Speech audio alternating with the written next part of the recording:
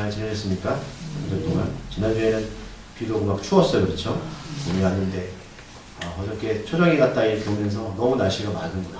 그래서 주변에 꽃들이 만발하고 너무 아름다워서 옆에 있던 목사님이 똑같은 얘기 하시더라고요. 하나님이 만약에 이 자연 만물들 파란색, 초록색이죠. 파란색이 아니라 초록색이 아니라 빨간색으로 주셨으면 어떻게 할까? 저도 옛날에 그런 거 했거든요. 야, 믿음의 사람들 통하는구나 하는 생각이 들었습니다.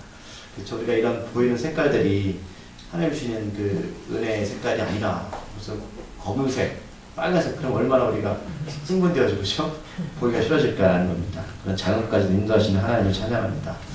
자, 오늘 말씀을 보면 지난주에서 지지난주 2주 전에 그 이고니온이라는 지역에서 복음을 전했던 바울과 바나바는 그 유대 바리새인들 또는 하나님을 잘 모르는 이방인들의 방해로 그곳에 오래 머물지 못하게 됩니다. 근데 그들이 복음을 그렇게 싫어했다는 것은 자기가 지금까지 누렸던 어떤 기득권들 있잖아요. 복음하고 대치가 되는 거예요. 그래서 복음을 따르게 되면 자신이 쌓아놨던 어떤 산성 같은 것이 무너지기 때문에 사람들을 예수를 못 믿게 한다는 겁니다. 그래서 그들이 움직일 때에 그 아주 조직적으로 말씀을 순종하지 못하게 만들고 사람들의 마음을 선동해서 이렇게 이끄는 것을 보게 됩니다. 이것은 사단의 전략이거든요. 그래서 우리가 여러분 이 땅에 살아가면서 우리가 약한 자가 될 수밖에 없는 것은 여러분 복음의 사람은 그렇게 살아갈 수밖에 없어요. 사단들은 끊임없이 조직적으로 사람들의 마음을 선동해서 이렇게 하나님의 사람들을 몰아내려고 한다는 겁니다. 그래서 분명하게 말씀하고 있고요. 오죽하면은 바울과 바나바를 어떻게 모욕하고 마음에 상처를 주고 또 돌로 쳐 죽이려까지 합니다. 이 돌로 쳐 죽이는 것은 율법에 어긋난 자들을 죽이거든요. 스데반도 이제 그렇게 죽음을 맞이했잖아요. 그러니까 바울과 바나바는 힘이 없어요. 정신적으로 육체적으로 계속 압박을 받으니까 오늘 이렇게 루스드라 지역으로 떠날 수밖에 없는 그런 환경에 처하게 됩니다. 그래서 바울 선생님이 여러분 서신서에 보면 아주 잘 나오는 단어가 한 단어가 있어요. 어떤 단어냐면 바로 인내라는 단어를 여러분 유심히 이렇게 보시면 그 단어가 많이 이렇게 바울 선생님이 쓰는 것을 보게 됩니다. 왜 그러냐면 바울 선생님은 예수를 믿고 나서 끝없는 어떤 그 고통 가운데 복음 때문에 많은 힘든 일을 겪었잖아요. 그래서 자기가 세웠던 교회의 성도들을 바라보면서 여러분 인내해야 됩니다. 믿음의 사람은 인내해야 되는 거예요. 우리가 살아가면서 하나님께 기도하고 도움을 바라지만 하나님은 어떨 때는 침묵하십니다. 침묵하세요. 아무 말씀도 안 할 때가 있다는 거예요. 왜냐하면 우리들에게 믿음을 통해서 인내를 배우라는 겁니다. 하나님은 다 도우셔야 되잖아요. 어릴 때마다 힘들 때마다 일일이 다 참여하시고 우리를 도우셔야 되는데 때로는 그냥 두신다는 거예요. 네가 어떻게 믿음을 견뎌내는 걸 본다는 거예요. 우리 입장에 보면 굉장히 좀 뭐랄까 좀 아쉽고 서글픈 이야기예요. 그런데 하나님은 우리를 성장시키기 위해서 때로는 부하게도 만들고 가난하게도 만들고 때로는 아프기도 만들고 또 건강하게도 만들고 이런 것들을 우리 안에 인생 가운데 주신다는 거예요. 그래서 보면 왜 나는 항상 힘들까 어려울까? 그렇지 않습니다. 하나님 여러분들 항상 힘들게 어렵게 만들지 않아요. 우리가 하나님께 인내를 가지고 믿음으로 나가면 때로는 배부름도 주시고요. 기쁨도 주십니다. 그런데 항상 그런 것만 주시는 것이 아니라 사명자로서의 삶을 살아가기 위해서 인도하시기 위해서 우리에게 때로는 인내라는 것을 허락하시기 위해서 아픔도 줄 수 있다는 겁니다. 그걸 인정하셔야 돼요. 어떤 이들은 바울처럼 그 아픔을 통해서 하나님께 더 성숙하게 믿음으로 가는 분들을 보게 됩니다. 오늘 바울 선생님 말씀드렸지만 이고니온 지역에서 쫓겨납니다. 힘이 없으니까 쫓겨나야죠. 그리고 그렇게 조직적으로 움직이는 일을 여러분 우리가 감당할 수 없습니다. 사람들의 마음을 이용해서 선동하는 것들 우리가 어떻게 싸우겠습니까? 그러니까 우리가 주변에 보면 이런 일들을 겪을 수 있어요. 그리고 그 사단들이 하는 짓입니다. 근데 거기에 여러분 대항할 필요가 없습니다. 오늘 이들처럼 그냥 그 자리를 뜨면 되는 거예요. 왜? 때가 되면 하나님께서 질서를 세우십니다. 하나님이 그들 그냥 두지 않아요. 오늘 이렇게 이고니온 지역에서 떠나서 루가오니 두 성으로 가죠. 루스드라와 더베로 갑니다. 제가 말씀드렸지만 이 루스드라 지역에서는 오늘 이제 그 성교의 1차를 마치고 2차 여행을 시작할 때가 이 지역이거든요. 사도행전 16장에 보면 여기서 누굴 만나냐면 사도 바울이 디모데를 만납니다. 그리고 디모데의 엄마를 만나거든요. 거기서 하나님께서는 우리는 모르지만 이렇게 쫓겨난 그 지역에서 하나님의 동역자를 만나게 하시더라고요. 하나님은 곳곳에 여러분 하나님의 동역자를 심어 놓으셨어요. 그러니까 그들이 오늘 바울 선생님이 여기를 쫓겨나지 않으면 루스드라에서 오늘 디모데하고 그의 어머니를 만날 수가 없잖아요. 그러니까 나는 어쩔 수 없이 쫓겨가는 그 지역에서 하나님의 사람들을 만날 수 있고 또 그들에게 하나님의 말씀을 가르치고 성경에 보면 디모데가 아주 바울의 어떤 분 뭐 사랑하는 제자, 아주 하나님의 사명을 잘 감당하는 제자를 거듭나게 돼요. 바울선생님을 통해서 하나님 이렇게 역사하시는 걸 볼 수 있습니다. 오늘 본문은 루스드라 지역에서 일어났던 일들인데 오늘 말씀 본문을 읽으셨겠지만 오늘 이 바울과 바나바가 갔는데 어떤 사람을 만나냐면 발을 쓰지 못하는 거, 어릴 때부터 태어나면서부터 걷지 못했던 한 사람을 만나게 됩니다. 오늘 여러분 본문 읽으시면서 기억하셔야 될 게 뭐냐면 이 장면이 오늘 14장에서 처음 나오는 장면이 아니거든요. 사도행전에 이런 비슷한 내용이 기록되어 있어요. 어디에 나올까요? 기억나십니까? 네, 사도행전 3장에 나옵니다. 사도행전 3장에 보면 베드로가 요한이 시간이 돼서 정기적으로 성전에 가서 기도하러 가잖아요. 그 앞에 성전 민문, 아름다운 민문 앞에서 이와 똑같은 사람이 태어날 때부터 걷지 못했던 한 남자를 만나게 돼요. 그 사람은 40년 이상 걷지 못했잖아요. 오늘 본문하고 사도행전 3장하고 굉장히 비슷한 내용이 지금 기록되어 있는 겁니다. 그러면 많은 일들이 여러분 바나바와 바울이 일어났을 거예요. 루스드라 지역에서. 그런데 누가가 이렇게 오늘 걷지 못한 이 사람을 오늘 이 본문에 기록한 것은 분명한 어떤 의도가 있다라는 사실입니다. 그렇겠죠?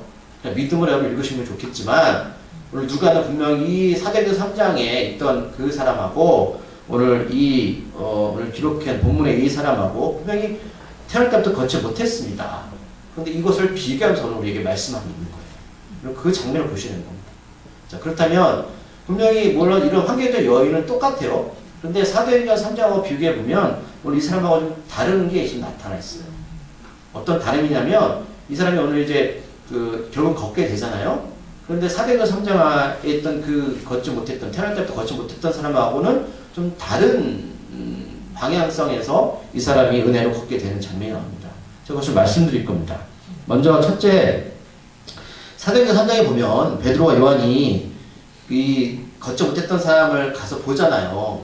근데 이 사람이 베드로 요한을 바라보면서 어떻게 표현되어 있냐면 무엇을 얻을까라고 이렇게 바라보는 장면이 나옵니다. 그런데 오늘 본문은 이 사람은 좀 달라요. 뭐냐면 오늘 성경에 뭐라고 기록하고 있냐면 바울이 말하는 것을 듣습니다. 차이가 있죠? 사도행전 3장은 분명히 무엇인가 얻고자, 왜냐하면 지금까지 자기는 인생을 살아오면서 뭐 무엇을 얻어야 살 수 있잖아. 아무것도 할 수 없으니까 그렇게 살아왔거든요. 그래서 당연하게 베드로 요한을 바라봤을 때 무엇인가 얻을 줄 알고 이렇게 바라봤는데 오늘 이 사람은 그게 아니라 하나님의 말씀을 듣고 있어요. 좀 다르죠? 네. 그러니까 복음에 집중합니다. 복음에 집중하는 장면이 나오는 거고. 두 번째는 사도행전 3장에 보면 이 걷지 못했던 사람은요, 믿음에 관련된 내용이 전혀 기록되어 있지 않아요. 예, 그런데 오늘 본문에는 이 남자에게는 구원받을 만한 믿음이 있다라고 성경을 기록하고 있어요. 9절 중반에 보면 그렇죠? 네. 구원받을 만한 믿음이라는 거 분명히 달라요. 그러니까 오늘 바울이 봤을 때 이 사람은 구원받을 믿음이 있다라는 거, 말씀에 집중해서. 그렇다면 이거죠. 말씀의 복음에 집중하는 사람들의 특징이 뭐냐면 그에게 그 마음속에 믿음이 생겨난다는 겁니다. 자, 세 번째. 오늘 사도행전 3장에서 보면 베드로가 걷지 못했던 사람한테 이렇게 선포합니다. 나사렛 예수 그리스도 이름으로 걸으라라고 선포하거든요. 근데 오늘 이 10절에 보면 바울은 나사렛 예수 그리스도 이름을 쓰지 않아요. 뭐라고 하냐면 큰 소리로 내 발로 일어서라 라고 합니다.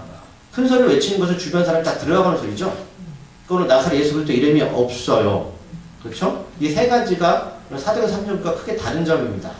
그러면 누가가 왜 이렇게 기록을 했을까라는 겁니다.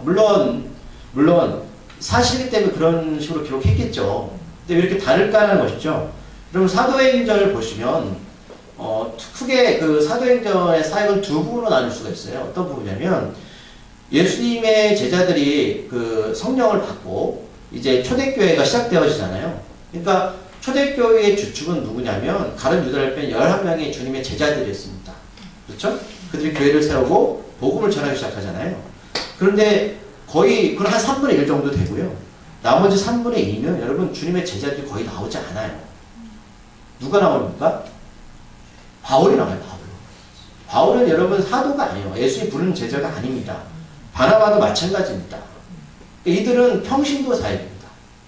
그러니까 전반부는 주님이 직접 부르었던 사도들이 교회를 세우고 하나님의 일들을 만들어 갔지만 이후부터는 거의 이방 지역으로 가면서 선교라는 선교의 그런 모습들이 나타나는 거예요. 그 주축이 누구다? 바울입니다. 이것을 누가가 아주 의도적으로 제가 기록했다고 봐요. 무슨 말씀이냐면 이제는 주님의 사도의 일들은 거의 마무리가 되고요. 이제 외국으로 이방 지역의 선교 사역이 바울에 집중하여집니다. 그러니까 앞에 사도행전 3장은 베드로, 요한, 주님의 제자들을 했잖아요. 또 오늘 본문을 누가 일어납니까? 바울과 바나바예요. 그러니까 그 차이를 분명히 선을 긋고 있는 거예요.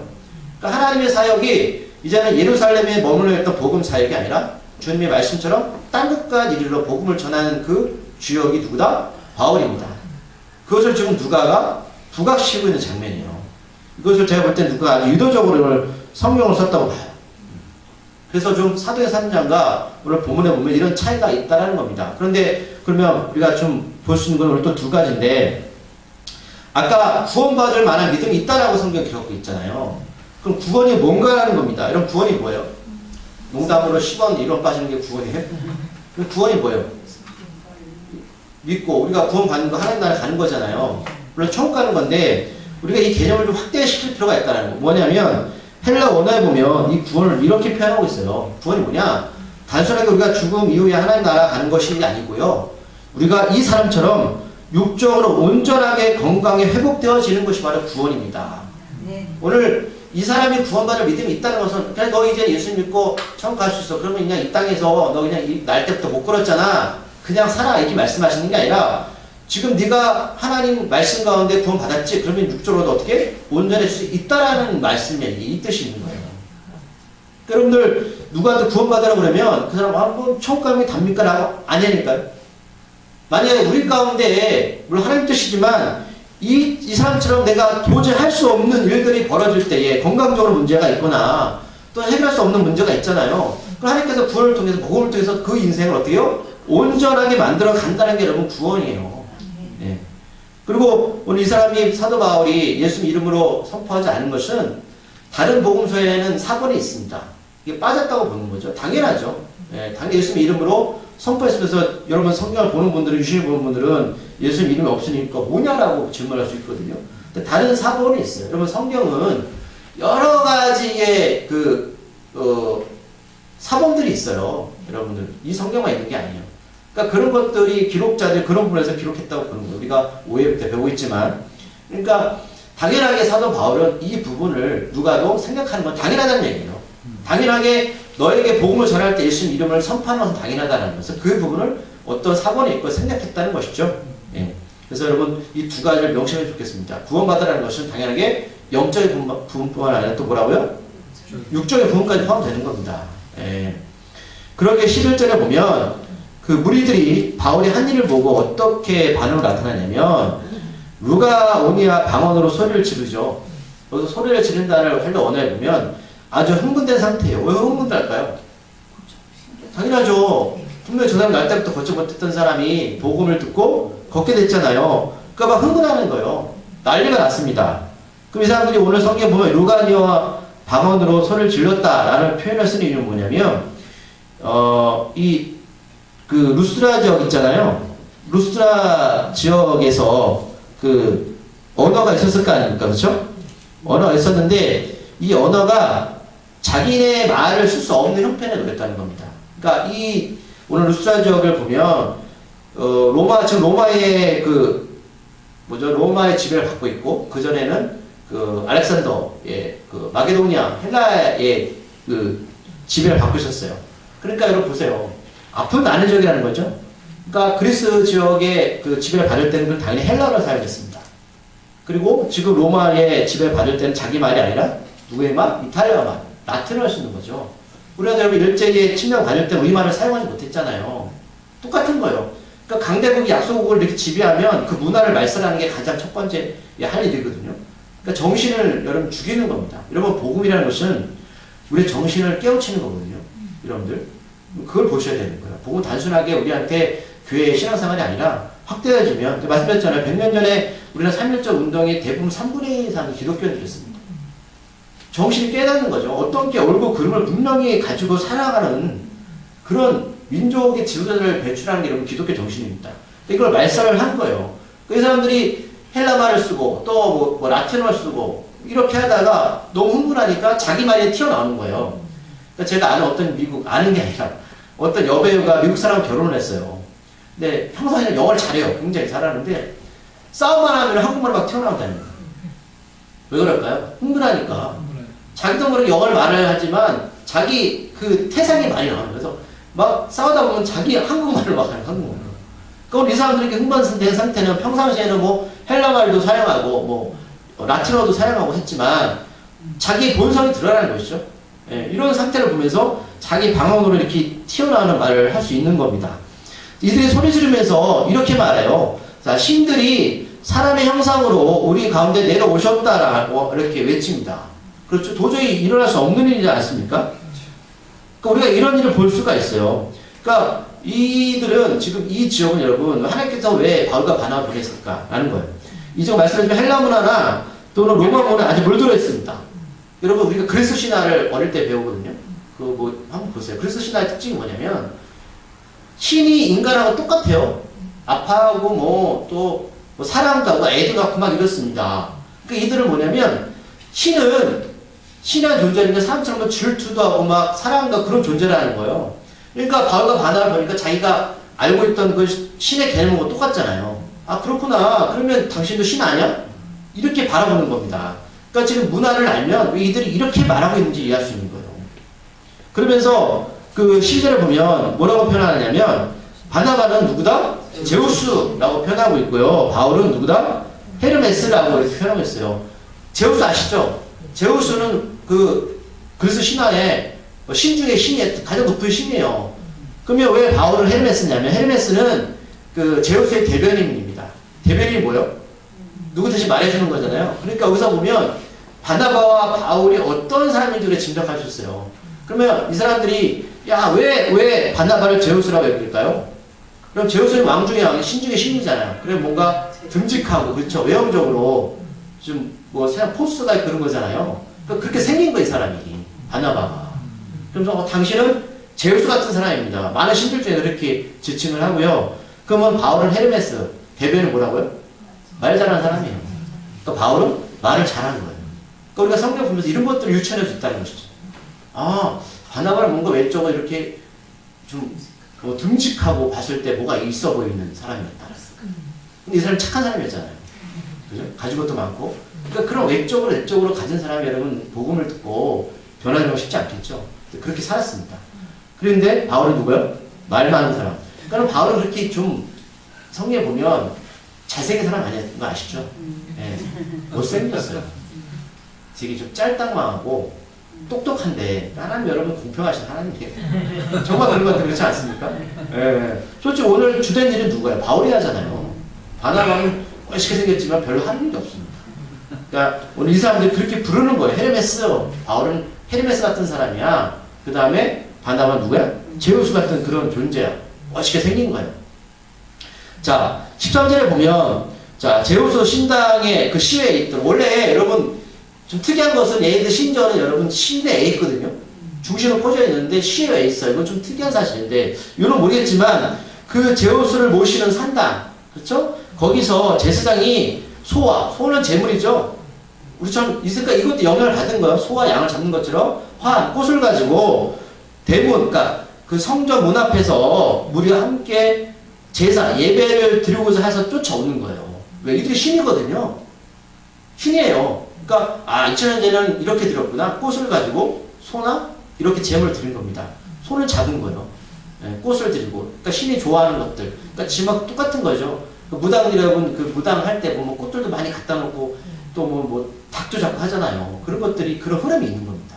그러니까 똑같이 이들도 그렇게 와서 신이니까 같이 제사를 드리자, 예배를 드리자고 바울과 바나바한테 요청하는 것을 보게 됩니다. 자, 이들이 이렇게 오는 것은 말씀드렸지만 걷지 못했던 사람이 걸었기 때문에 어떤 기적 사건을 보고 놀라서 오는 거거든요. 그런데 사람들이 한번 기적을 보면서 그런 거예요. 내가 평소에 보지 못했던 것들 또 듣지 못했던 것들이 일어나면 신처럼 추앙한다는 것이죠. 우리가 얼마 전에 봤어요. PD수첩에서. 만민 모교회. 우리 그 전에 이단으로 지칭했거든요. 그게 수만 명이 모입니다. 근데 그 교회가 성장했던 이유가 뭐냐면 병 고침이에요. 병 고치고 막 물을 송출해서 물 뿌리면 낫는다고. 지금도 청주에 몇 개 교회가 있어요. 그래서 교회가 성장한 겁니다. 자, 말씀드린 여기서 만약에 여러분 죽은 자 살리면 우리 교회 부흥되는 일도 아닙니다. 그렇죠? 소문 날 거예요. 그런데 나중에 그게 거짓말로 들통이 났잖아요. 거짓이다라는 거예요. 그러니까 사람들 심리가 뭐냐면 이런 기적들을 보면 당연히 내가 없는 부분을 얻으려고 해서 막 몰려드는 거예요. 그런데 하나님은 달라요. 예수의 이름의 능력은 말씀드렸지만 육적인 구원도 있지만 영적인 구원이 더 크거든요. 그러니까 이들이 추앙받으라고 이 일을 행하는 게 아니면 우리는 잘 압니다. 근데 세상에 많은 사람들은 뭐예요? 이런 일이 벌어지면 몰려들게 돼 있습니다. 그게 바로 우리가 여러분 분별함을 갖춰야 되는 거예요. 교회가 기적을, 물론 기적이나 능력이 나타나지만 그 능력 자체가 하나님보다 높아지게 되면 결국 무너지게 돼 있다는 겁니다. 오늘 저 후반절에서 제가 말씀드리고 싶은 부분이 그거예요. 미신과 여러분 신앙의 차이는 그거예요. 미신은 뭐냐면, 미신은 여러분, 우리가, 아이고, 그런 일이 벌어져요. 이런 무당도 귀신 쫓아내는 거 아시죠? 병도 고칩니다. 진짜 무당도 병도 고쳐요. 우리가 그걸 미신이라고 부르잖아요. 왜 그건 미신이에요? 그래서 그런 일이 벌어지면 미신이라고 부르지 않잖아요. 그 차이가 뭐냐고요? 여러분, 그 차이는 뭐냐면, 사람 육신은 미신이 되는 거예요. 그건 미신이에요. 사람은 사람의 병을 고치고 또는 기적을 행해도 여러분 그 사람의 죽음에 살릴 수 있습니까? 다 죽잖아요. 그건 미신이에요. 아무리 어떤 존재가 와서 우리를 지금 어떤 기적을 행한다 할지라도 그건 미신일 뿐입니다. 하지만 하나님이 주신 기적은요. 그거는 잠시 우리가 하나님 어떤 죽은 자도 살리시고 이 땅에서 병도 고치시고 거기서 끝나는 게 아니라는 거예요. 그러니까 육과 영을 같이 만드시는 거거든요. 그래서 우리가 그것을 신앙이라고 그러는 거예요. 이것은 끝나는 게 아닙니다. 그래서 오늘 14절 보면 바울과 바나바가 그들이 그렇게 그 둘을 추행했을 때에 옷을 찢는 이유가 거기에 있습니다. 유대인들은 너무 흥분하면 자꾸 옷을 찢거든요. 이럴 필요까지 있을까요? 왜냐하면 지금 이들이 찾았을 때가 이유가 뭐냐면 바나바와 바울을 신으로 만들겠다는 거예요. 아담과 하와가 왜 그렇게 타락됐습니까? 이유는 간단합니다. 내가 저 선악을 알게 하는 남을 오직 하나님만 선악을 구분하거든요. 내가 하나님 자리에 올라가겠다는 겁니다. 그러니까 하나님 중심적인 신앙생활이 아니라 내 중심적인 신앙생활을 하겠다는 것이죠. 이게 여러분 사단도 타락한 이유거든요. 그러니까 인간에게 그런 본성이 있어요. 하나님처럼 되고 싶어하는 마음들이에요. 그래서 우리가 어떤 은사를 받거나 그런 분들을 보면 자기가 하나님처럼 한다니까요. 그러니까 우리 오늘 바나바와 바울이 이렇게 옷을 찢은 이유가 여기 있는 겁니다. 어떤 목사가 설교를 근사하게 했습니다. 뭐 찬양사역자 앞에서 찬양을 멋있게 했고 또 성가대나 뭐 열심히 정말로 은혜를 드렸어요. 끼쳤어요. 근데 이들이 좋아하면 있죠. 자기가 그렇게 한 것처럼 생각한다니까요. 그거는 사단이에요. 원래 여러분 예배 중에 박수면 안 돼요. 오직 하나님만 영광 돌려야 되는 거예요. 오늘 이들이 분명히 사람들 보면 이 둘이 기도를 베풀었잖아요. 근데 이들은 옷을 찢으면서 이건 아니다라는 거예요. 애통해합니다. 그 가운데 뛰어들어가 소리를 지르죠. 이 소리를 우리가 15절에서 한번 읽어보겠습니다. 이들이 어떤 이야기를 하는지 사람들 앞에서 15절 말씀을 다 같이 읽어보겠습니다. 시작. 이르되 여러분이요 어찌하여 이러한 일을 행하느냐. 우리도 여러분과 같은 성정을 가진 사람이라. 여러분에게 복음을 전하는 것은 이런 헛된 일을 버리고 천지와 바다와 그 가운데 만물을 주시고 살아계신 하나님께로 돌아오게 하리라. 교회가 커지고 성장하게 되면 많은 것을 누리게 됩니다. 그래서 어떤 데는 비서도 있어요. 물론 일이 많으니까. 근데 저는 그런 생각이 들거든요. 그렇게 일을 많이 할 필요가 있을까?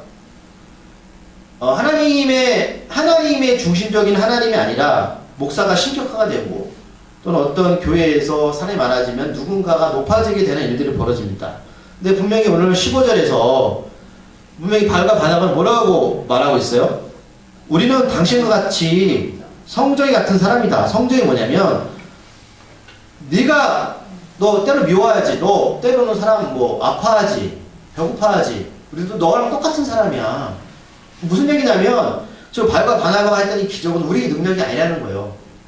하나님께서 우리에게 대신 위임하셨다는 것이죠. 너와 나 다른 게 없어. 네가 아프면 나도 아프고 네가 슬프면 나도 슬퍼.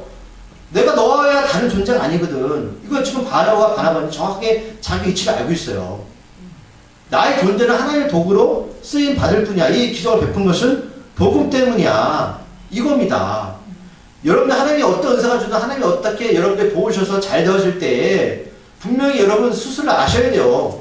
나는 너희들과 다를 것이 없어. 근데 내가 좀 더 많이 배우고 많이 가지면 다를 것처럼 생각하잖아요. 그러면서 오늘 이런 기적을 행하는 이유를 두 가지로 표현하고 있어요. 왜 하나님께서 우리를 통해서 이런 기적을 베푸시냐. 첫 번째, 헛된 일을 버리십시오. 그러니까 지금 이 루스드라 지역에 있는 사람들한테 그것을 나타내기 위해서 기적을 베푸신 거라는 거예요. 바로 바람을 통해서. 당신들에게 헛된 일을 버리게 하기 위해서. 두 번째는 천지를 창조하신 하나님께 돌아오십시오.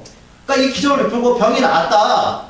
그것만 깨달으면 안 된다는 거예요. 하나님은 여러분들 이 기도를 통해서 하나님의 존재를 알게 해서 인생의 헛된 일을 버리게 하기 위해서. 두 번째는 하나님께 돌아오라는 거예요. 이 만물을 창조하신 분이 누구냐? 분명히 아십시오. 이것을 나타내기 위해서 하시는 것인데 사람들은 그 현상에만 지금 관심이 있는 거잖아요. 만약 여기 계신 분들 가운데 하나님의 기적을 체험하신 분이 계시거나 아니면 사람이 도저히 할 수 없는 일들을 하나님의 도움으로 기적을 바로 계시다면 하나님께 여러분들이 베푸신 목적은 두 가지일 뿐이에요. 뭐라고? 첫 번째, 헛된 일을 버리라는 겁니다. 두 번째는 천지가 창조하신 분이 누군지 알고 하나님께 돌아가는 거예요. 이 두 가지 때문에 이런 일을 베푸시는 거예요. 여러분 어떤 내가 수렁에 빠져서 하나님 도움을 받으셨어요. 그러면 하나님이 나한테 이런 기적을 베풀었네? 거기서 끝나시면 안 된다니까요. 헛된 일을 버리셔야 돼요. 그 다음에 하나님께 돌아오셔야 됩니다. 내가 지금까지 살아왔던 내가 바랬던 또는 그것이 전부라고 생각했던 일들을 버리셔야 된다는 것이죠. 그리고 이 세상을 창조하신 분이 누구인지를 깨닫고 하나님께 돌아오셔야 됩니다. 저는 차라리 어떤 사람이 병들었잖아요. 하나님께서 기도를 하고 인도하셔서 고치셨어요. 어떤 사람은요 고침받고요 떠나요. 예배를 소홀히 합니다. 차라리 그가 아플 때는 매달렸는데 그게 잘 되어지니까 하나님 잊어가는 분들 많이 봤습니다. 그럼 그분한테 차라리 아픈 게 복일까? 몰라, 이거는 좀 냉정한 이야기지만 그럼 어떤 게 복일까라는 하나의 은혜로 그런 기적을 베푸셨거든요. 그럼 어떻게 생각하십니까? 근데 우리 주변에 보면 기적을 통해서 자신의 유익을 취하고 자신의 영광을 가지려 하는 이들이 있다면 그들은 분명히 사단입니다. 사단이 주된 일은 하나님의 자리에 자신이 서는 것이고 그렇기 때문에 하나님의 형상으로 만든 사람을 무너뜨리는 일들을 가장 우선시하는 것이 그들의 계략입니다. 우리가 구원받지 못하면 가장 마음 아픈 분이 누구일까요? 하나님이시죠. 이 전능하신 하나님 우리들을 구원하시기 위해서 16절에 보면 이렇게 표현하고 있습니다. 예수님을 모르는 그 전 세대에게 각자의 길을 가도록 내버려 주셨습니다. 무슨 말씀이냐면 예수님을 모를 때 예수를 몰랐던 사람들, 쉽게 말하면 하나님은 그들에게 자신들이 살고 싶은 대로 심판하지 않고 그냥 두고 보셨다는 거예요. 그러면서 한번 내가 원하는 대로 한번 살아봐라 이렇게 하셨다는 겁니다. 그러나 하나님께서는 그 가운데서도 그들을 내버려 두시지 않고 그들에게 선을 베푸셨는데 이 선이 뭐냐? 이 선은 하늘로부터 우리들에게 비를 주시고 열매를 맺는 계절을 주셔서 음식과 기쁨으로 우리들이 마음을 충만하셨다는 겁니다. 이걸 쉽게 말하면 예수 몰라도 어떤 사람들이 열심히 하면 성공할 수 있다는 얘기예요. 저 학생이 예수를 몰라도 열심히 공부하면 공부 잘할 수 있다라는 겁니다. 근데 사람들은 그것이 하나님의 은혜인 줄 모른다는 거예요. 자기가 열심히 했어. 근데 그 건강이나 그 모든 것들은 난 모르지만 하나님이 그것을 허락하셨다는 겁니다. 이것을 우리가 신학적인 용어로 보편적인 은혜라고 부르는 겁니다. 자, 예수님을 여러분 알아도요, 우리가 열심히 노력하지 않으면 가난해지는 것이죠. 학생 공부 안 하면 공부 못하는 겁니다. 저도 말씀드렸죠. 그렇다고 해서 부모들이 수능절날 100일절부터 모여가지고 하나님 우리 아이들 공부 잘하게 달라고 그 뜻이 무엇이에요? 모르는 문제 잘 찍어서 성적이 잘 나오는 게 여러분 공부 잘하는 겁니까? 그게 아니거든요. 여러분 그렇게 기도하시면 안 되고요. 우리 아이가 건강을 주셔서 그 시험 볼 때 당일날 배운 것만큼 최선을 다해달라고 기도하는 게 맞는 거예요. 그럼 사업하실 때 안 되는 거 가지고 하나님 저 사람 어떻게 해가 날 잘 되게 해달라고 그럼 그거 기도하시면 안 돼요.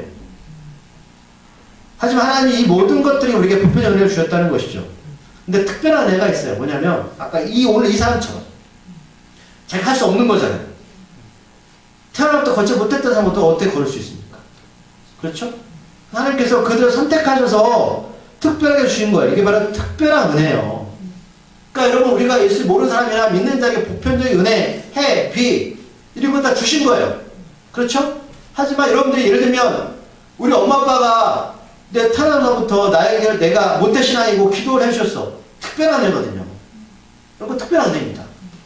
내가 선택한 게 아닙니다. 또는 죽음병에 걸리는 하나님의 은혜로 나를 살려주셨습니다.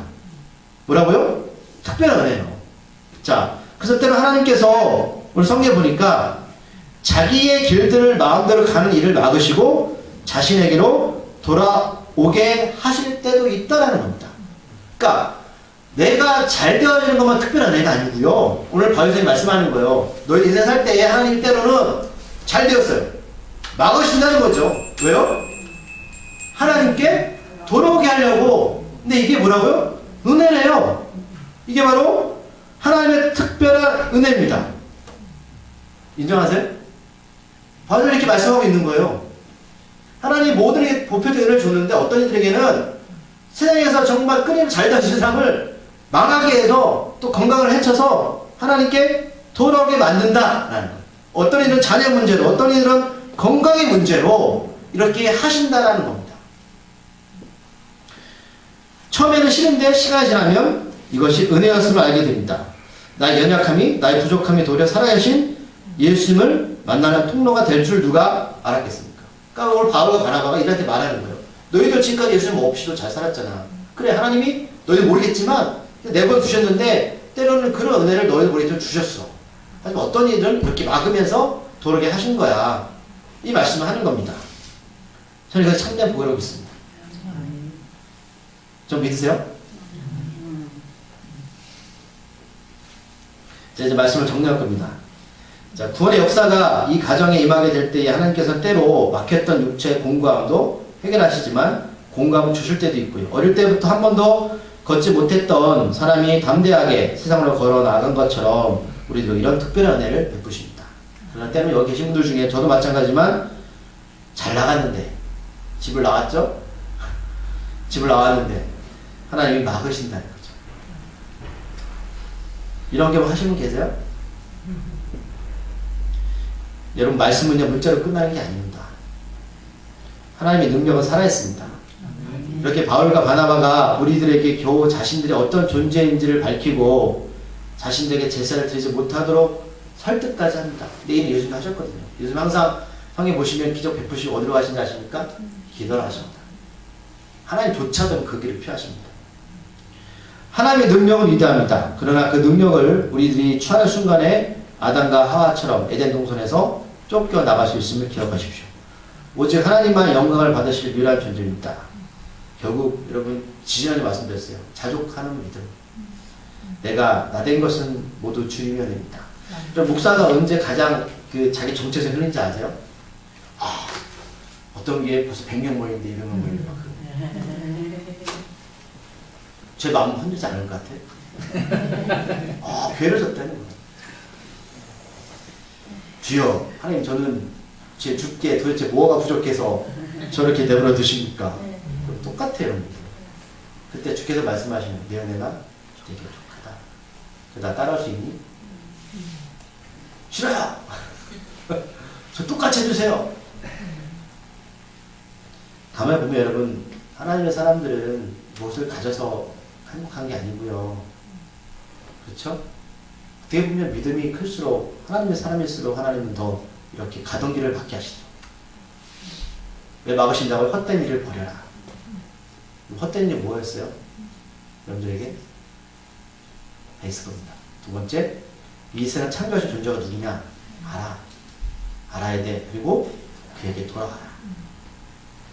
하나님도 지금까지 예배 잘 드리고 그게 잘 되었는데 그거 보시는 게 아니에요. 정말 주님과 같이 동행하는 자인가 라는 겁니다. 오늘 여러분 말씀 그것만 기억하십시오. 네. 기도하시겠습니다.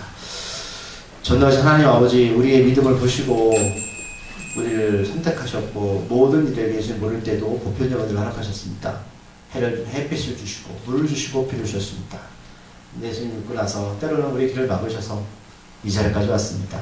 왜 하필 저를 선택하셨습니까? 라고 때로 불평하지만 시간이 지나고 보니 이것이 다 은혜였습니다. 하나님 그때 저를 막지 않으셨다면 물론 저는 세상 가운데 더 낫고 더 풍족한 삶을 살 수 있었겠지만 겨우 그것은 영원한 죽음의 길이었습니다. 우리에게 구원은 없고 그저 세상에 물들어서 세상에 썩어가는 그런 존재였을 뿐입니다. 우리의 인생길을 막아주시면 감사드립니다. 만약 앞으로도 우리가 헛된 길로 가거나 하나님의 길로 가지 아니하면 하나님 막아주시옵소서.